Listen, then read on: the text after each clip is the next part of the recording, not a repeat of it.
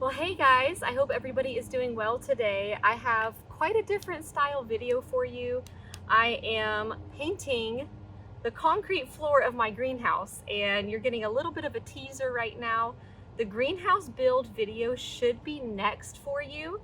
And while I'm sitting here painting, there was something I just really wanted to talk to you guys about. It's more of I guess a debate in the anthurium world.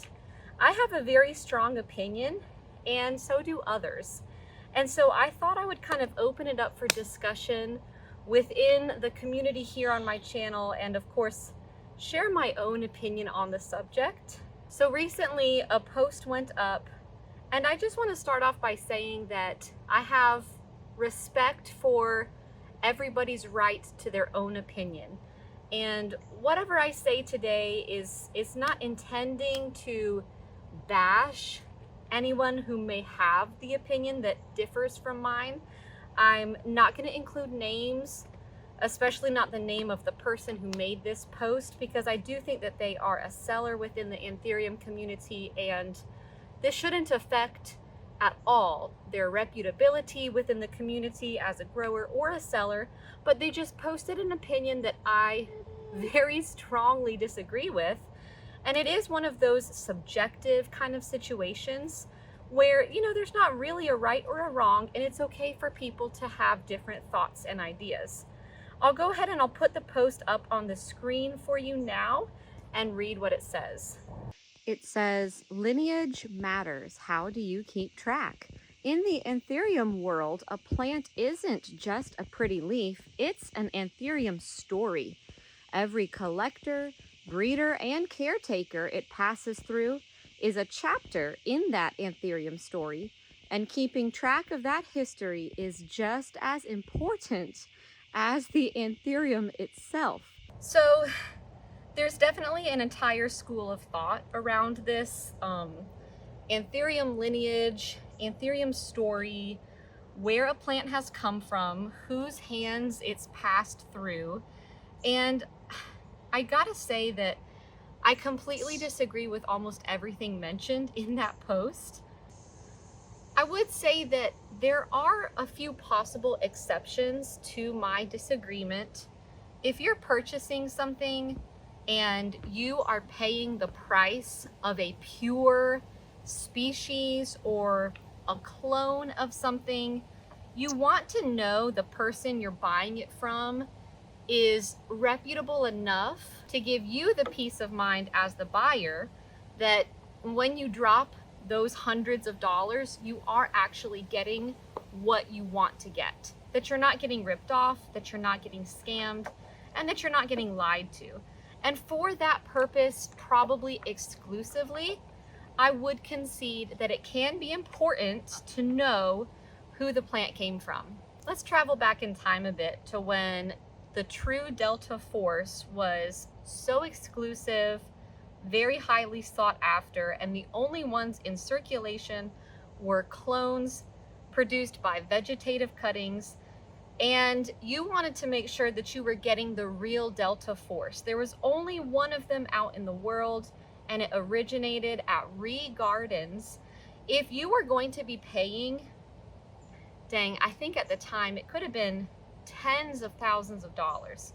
If you were going to be paying that high of a price for your Delta Force, you would want to have, I guess, the peace of mind. If you weren't purchasing it directly from Marie at Ree Gardens, you would want to ask the person you're buying it from, did you get it from Marie? Like that, I understand, but that is about the extent to which I agree with the sentiment. Because honestly, guys, you cannot let that sort of thinking dictate what anthurium you buy. At least I don't think you should.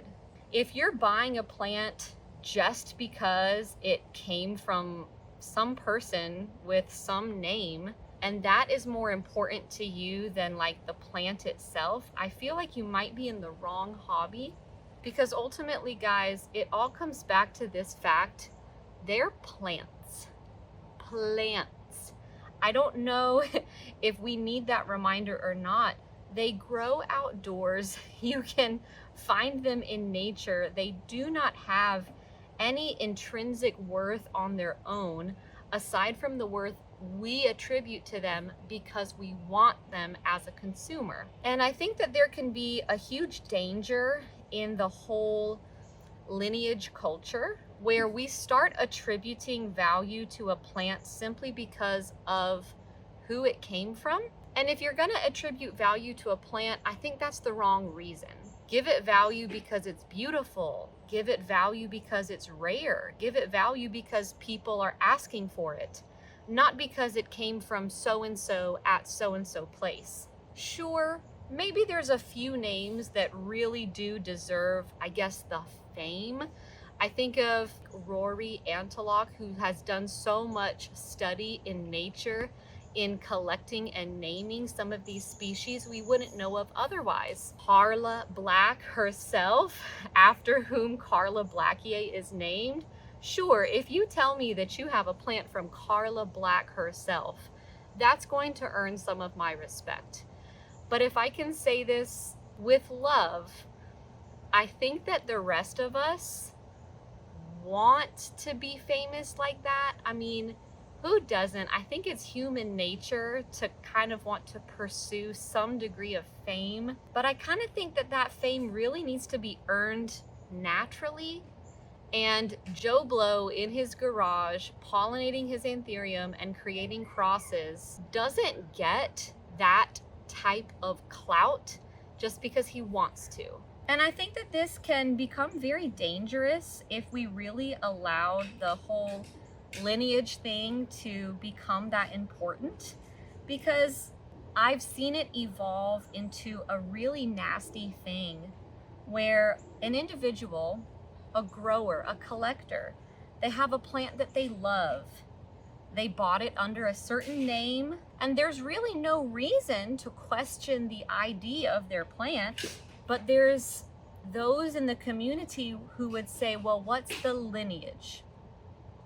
And if your, average everyday collector grower can't give you a detailed lineage of what number Carla Blackier they have, it's almost like they lose the respect of those people in the community who think that that lineage is so important. And that makes me sad. I mean, I do not grow for the respect of others in the community, but I have experienced this twice, and both times it was with Anthurium Carla Blackier. If you've been on my channel for any amount of time, there's a good chance you've heard me talk about one or both of my Anthurium Carla Blackier lineage nightmare stories. And I mean, it was never the end of the world, but people on 2 different occasions questioned the, I guess, purity of a plant that I had, a Carla Blackier, just because it didn't have the right tag or the right name,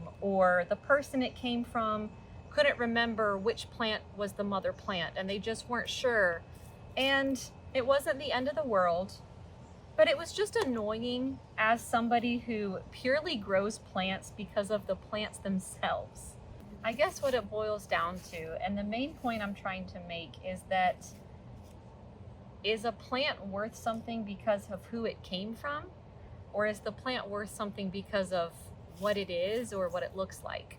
I'm of the pretty strong belief that I think value should be placed on the plant because of how nice it looks. Honestly, call me vain, call me shallow, but I'd pay a lot for a stunning no ID if it really blew me away. Now you might be thinking about poaching, which has been a real problem in the past and semi-recently. As the demand for plants like Dressleri and Carla Blackier rose, suddenly very huge pieces of stem with very small plants started appearing from places like Ecuador, where these plants grow naturally. The people selling them claimed that this was stock that they've had forever, but the speculation that these plants were poached from their natural environment was just kind of too strong to ignore, and some real concerns grew about knowing whether or not a plant had been poached,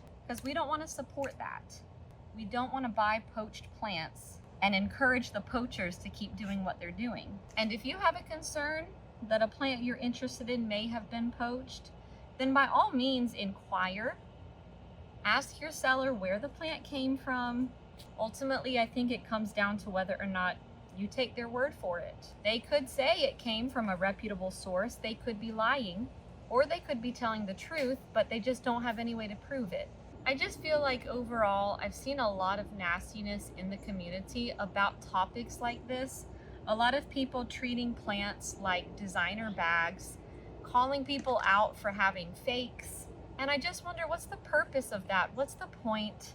I've seen it have the unfortunate effect of driving people away from anthurium collecting entirely, just because of the nastiness that some people bring to the table. And I just don't want us to do that. Let's encourage a love for the plants that's based upon the plants themselves, not on who bred the plant, who sold the plant, who bought the plant, or where the plant has been. I think that's honestly silly. So I think I've said how I feel about the subject. I'd love to hear your thoughts. How important is a plant's lineage to you? Have you been shamed by other collectors before because you weren't able to prove the lineage of a plant you loved? Or are you on the side of the argument where you think it's really important? I won't come after you. I would just love to hear your side. Respectful disagreement is going to be the key here. If anybody wants to leave a comment and share their thoughts, you are welcome to do so, but please do not let it get dramatic. I don't want to see that. I just want to have healthy conversation and honest discussions about what we think about this topic. And with that, I will leave you. I'll talk to you guys later. Bye.